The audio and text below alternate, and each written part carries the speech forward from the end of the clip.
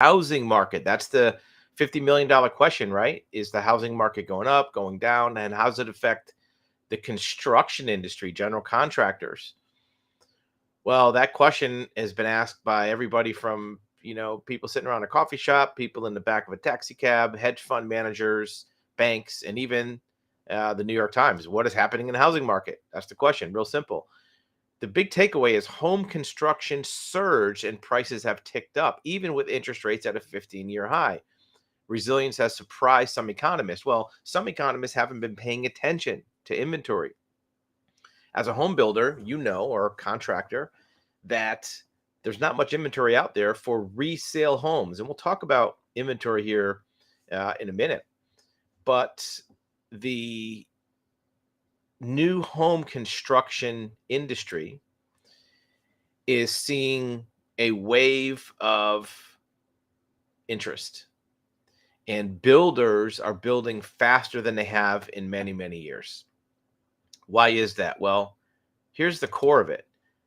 Assessing the future of real estate inventory. Will normal levels return of inventory? Well, what people don't understand, scarcity of available homes. That's the key. The inventory of homes that's out there is the same as it always is. The number of houses out there is the same. Houses normally don't go away. Yeah, some are, taken down or demolished, but usually that's to build a new home. So the number of homes is the same. Inventory doesn't change. Real estate inventory does not go down. If anything, it goes up. There's new houses built. The net result is there's more houses. The question is available inventory. So what makes a home available versus not available? Well, obviously, it's somebody wanting to sell it. A new home is obviously available because the builder builds it for one reason, to sell it. But resale homes are only available if the person in that home says, I want to sell this house. I don't want this house anymore. I'm a don't wanter.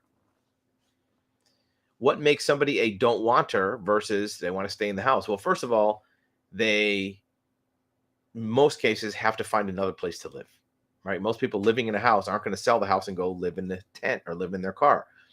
Now, there's some exceptions to that. Wait, if somebody died, or maybe two people have separate house or getting married and need one house, there's some exceptions. But for the most part, a person selling a house has to say, I'm going to move somewhere else, bigger house, different location, maybe downsizing, right? Maybe as you get older, your kids move out of the house, you want to downsize, but they have to have a reason to move and another place to live. And that's the key.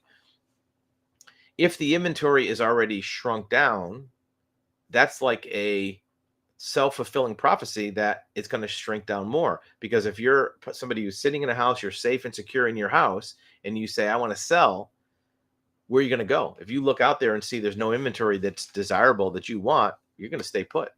Your inventory is not going to go. If there's a lot of houses out there, it's like a big game of musical chairs, right? Remember the game where there's only a certain number of chairs, certain number of people that are more than the chairs. When the music stops, you got to sit down.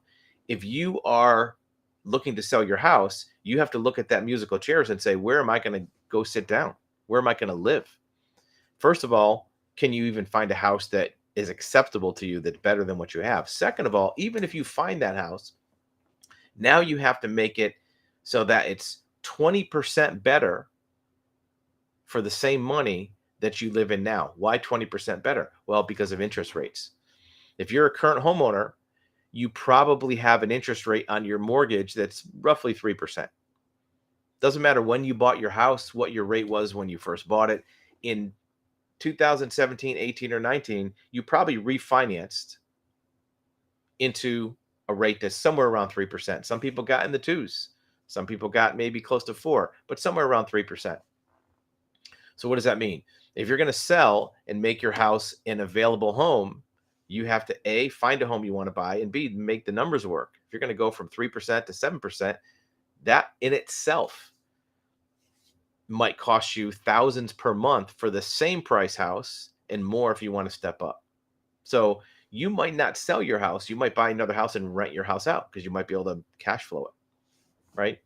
And the new home inventory also had a pause because last fall, home builders were panicked because of rate fluctuations. Home builders sold off their land holdings, creating an even greater default in inventory. So last fall, when the rates spiked up, home builders said, hey, we're not going to be able to sell any houses. Rates are through the roof. Nobody wants to buy a house, and they dumped all their inventory. They got rid of their permits, their applications, their plats. So now it's going to take a while to ramp that machine back up. It will take at least 12 months for new homes to be built. Builders have regained confidence, but remember, builders are still cautious, right? So that's where the inventory is going. New home sales crush expectations and rise for the third month in a row. This is June 27th. This is a couple days ago, right? So a builder that can build a new house that's lucky enough to have some land inventory to be able to construct homes. Look, lumber prices aren't a problem anymore. They were a problem for a year or so when they were up over $1,000 per 1,000 board feet. Now they're back down in the 400 or 500 range. So the lumber price isn't a problem. There still are some supply chain delays, not too many, but there's a few. And those things aren't the big issue. The issue really is labor, getting people to be able to work on homes. What about the underlying industries? You have home improvement, construction stocks, things like suppliers, tools, fixtures. Those stocks are going up because the housing market is going through the roof, right? Going through the roof. Let's take a look at a couple of these articles. Housing market going through the roof. What is happening with the housing market? Resilient, surprising economist. Assessing the future of real estate inventory. Will normal levels return? Again, normal levels of available homes. New home sales crush expectations, third month in a row. What about AI?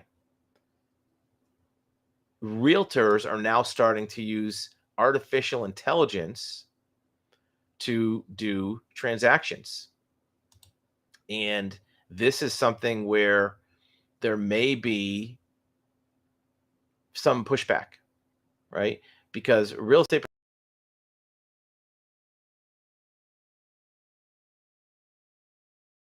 key, if for some reason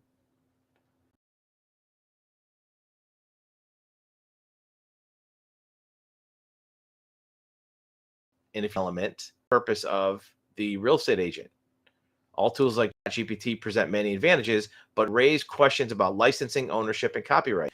So you don't know what went into the AI algorithm that's giving you that information as a realtor. Maybe it's going to give wrong information to buyers.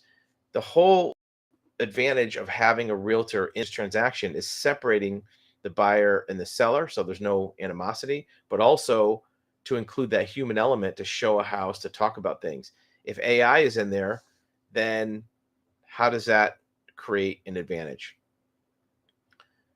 When the home construction is surging and you have new home sales crushing expectations, it really doesn't matter if AI or realtors are there. But realtors might be kind of cutting their own throat if they are using AI and trying to take themselves out of the equation, because really the human factor is the only kind of value add that a buyer is going to see when they pay that commission, or seller's going to see when they pay that commission. It's because there's a human involved.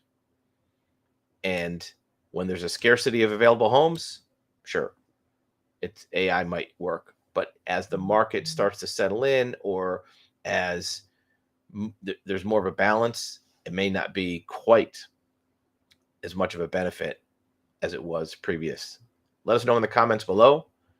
What are your thoughts on the real estate market? What's happening in your area as a builder or a contractor?